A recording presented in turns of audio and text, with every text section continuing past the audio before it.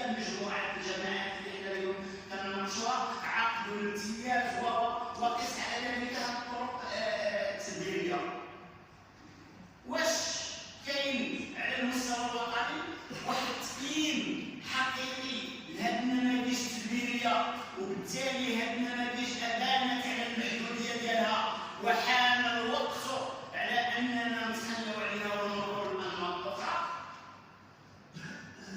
خصنا نطلعوا على التقارير ونطلعوا على الدراسه، والا كتبقى علامه استفهام ولا نتخبط خط عشوائي في هذا المجال ديال الاختصاص ديال المجالات الفضائيه.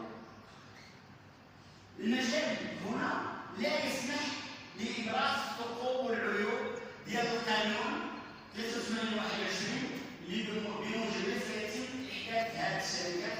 كنظن ان المجال كان النقاش ديالو داخل القبه الشرعيه وفيه واحد المجموعه ديال الملاحظات. انا ما غاديش نمشي لها، انا اليوم غادي نركز على شنو غنديرو حنا كجماعات محليه. انا اليوم فاس الماء والضوء والسكن السائل كديروا لي واحد الوكاله جماعيه، وعندي واحد الخدمه في واحد المستوى معين بواحد الاسعار معروفه. صحيح ان غتجي مراسم ونصوص التطبيقيه اللي غادي تحدد الاسعار، ولكن شنو هي الضمانات اللي عندي اليوم؟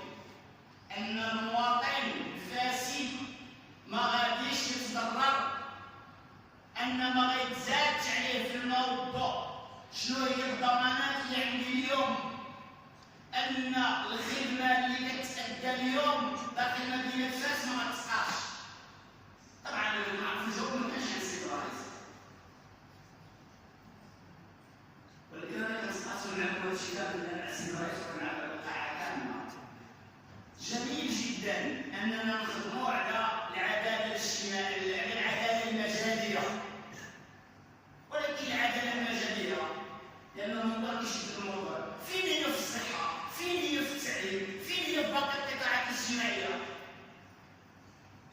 حنا مزيان حنا مع اننا الماء والضوء والغاز السائل يوصل لاعلى الجبال والقرى والنواحي وتهما يستافدوا بواحد المستوى من هذه الخدمه، ولكن انا في فاس انا كنهضر على فاس كيكون انت ساكنه في فاس، انا في فاس هذه الخدمه عندي دابا اليوم في واحد المستوى خصني ما نقاش عليه.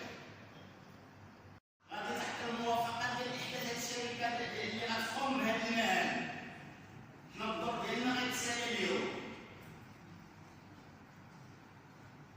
ما غاديش يبقى انا داك ملي يجي عندك المواطن يقول لك ان قادوس مطقطق عندي في الدرب، ولا عندي مشكل في التيار اللي يوصل للدار ديالي، ولا عندي مشكل في الماء.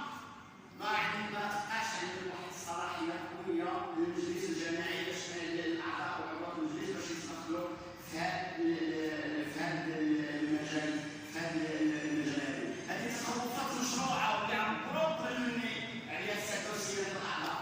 بالطبع فاش غادي يولي القطاع الخاص. حنا كنعرفوا اليوم ان الوكالات الجماعيه هي كتأدي واحد الخدمات للساكنه والغايه ديالها ماشي الربح، لان الطبيعه ديال التدخل ديالها طبيعه اجتماعيه.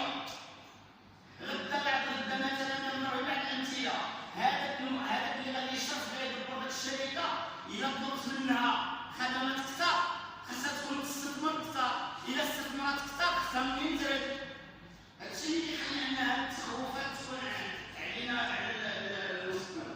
رغم هاد الملاحظات اليوم حنا مطالبين اننا نصوتوا بالايجاب على هاد النقطه هذه، لانها مرتبطه بالاستمراريه ديال اداء واحد الخدمه للساكنه. ما غاديش نعطلوها، ولكن ان خصنا نعبروا على هاد التخوفات ديالنا وعلى المدى ديال التدخل ديال المجلس مستقبلا عنايه ودفاعا